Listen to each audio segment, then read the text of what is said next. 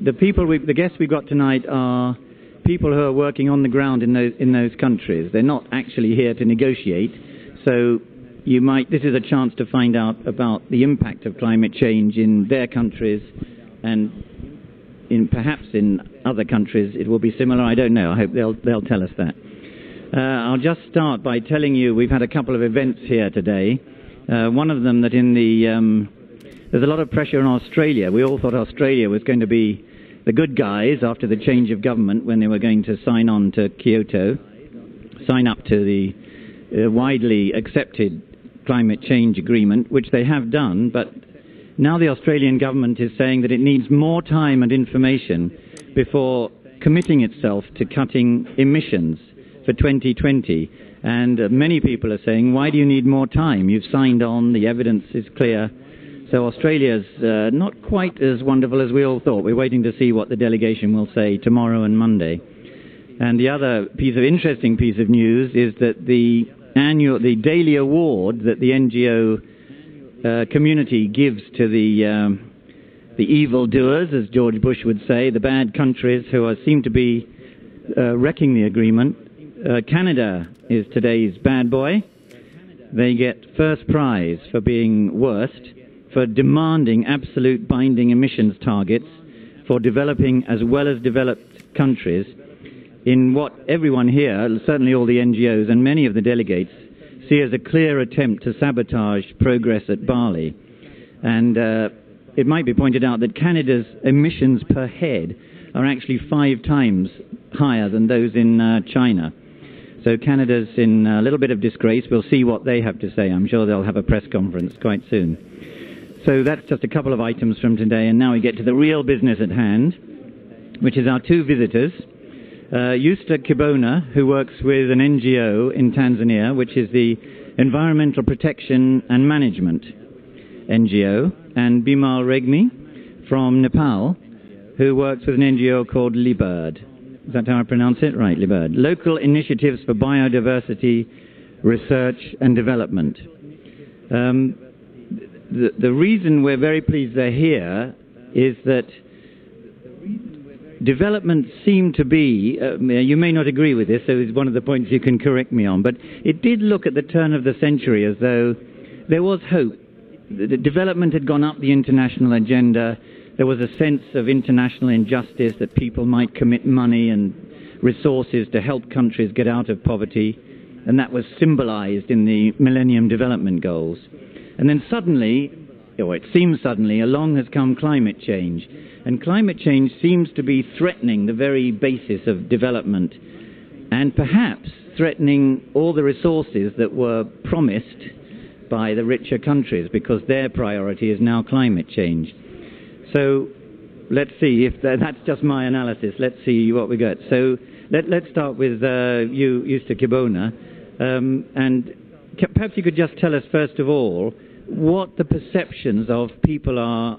That's a big generalization, but if you have a feeling for, do people in your country think of climate change, or are they too busy just trying to get food and water and shelter? Is it a real issue? Well, I can say that yes, they think climate change is one of the, actually adding the burden of what has been the problems in Tanzania. You could go to areas like water scarcity, and areas like famine, drought. All those are the problems that have been existing. But with climate change, they're more heavier now. Just to remind you, this is Euster Kibuna from an NGO in Tanzania, and Bimal Regmi from Nepal. And we've got a question here from Jeff in Denver. I'll put it to you both if you want to have a go at it. Do Tanzania or Nepal have any leverage in talks like this? I think they mean your small countries, not powerful like the US. Your delegate is there. What influence can they have? What do you have a feeling about that, Euster? Well, yes, I can say yes, we do have a leverage, but not that as how it is for the developed countries. The thing is also the negotiators are grouped in groups. They have an African group, they have G77 in China, and that way we have a time to talk as vulnerable group not as a country in specific. But once you have time, you have a chance that your delegates represent these groups, that's when you hear the voices of the country. But most of the time it's a group which will be getting all the views. So let's be specific. So Tanzania, for instance, there would be an African group rather than an East African group, yes, lobbying for its, having agreed among delegates what their key issues will be. For Africa, what would that be? What are the sort of main, what the main issues would be that they're pressing for? Because the scope is so broad, these blocks can't ask for everything. So what is it Africa particularly is interested in? Well, for Africa, the interest more is on the issues of mitigation, the issues of carbon trade, and also on adaptation issues. It's more on floods. In countries like Mozambique, Uganda had floods recently. In issues in drought, food security, those are the issues that are being addressed most of the time.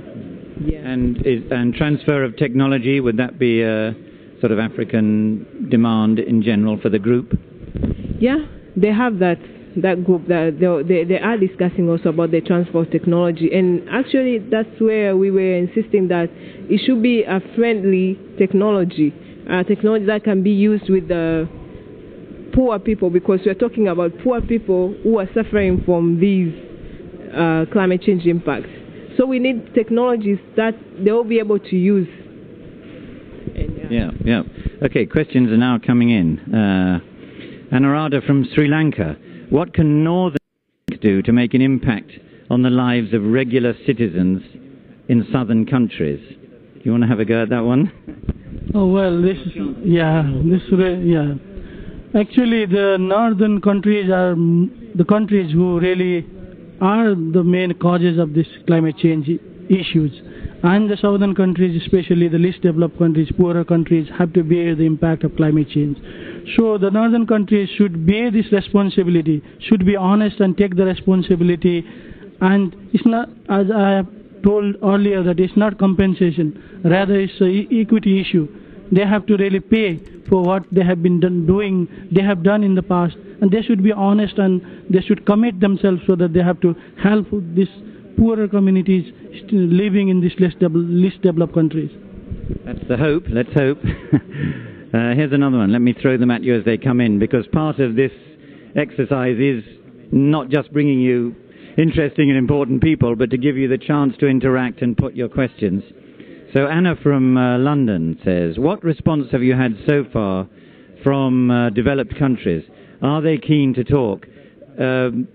I don't know whether you've got any feedback on this from your own delegates, whether, this is really the mood of the conference. Are the rich countries, do they seem to be in a real negotiating mood? Is there any sense that they're willing to compromise? Do you get any sense of that from your delegates?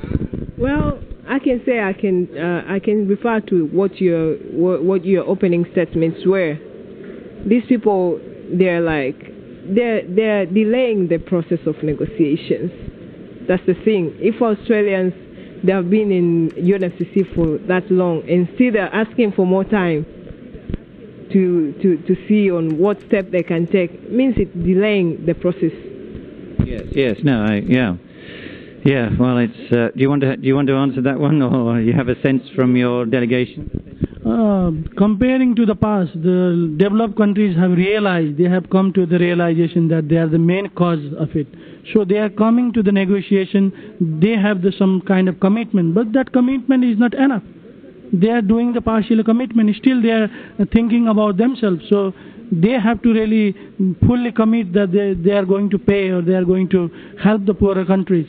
So those kind of strong commitment is yet to see, and honesty and those kind of thing we have to yet see in the negotiation process. Honesty is not always very evident in these international negotiations, but we can all hope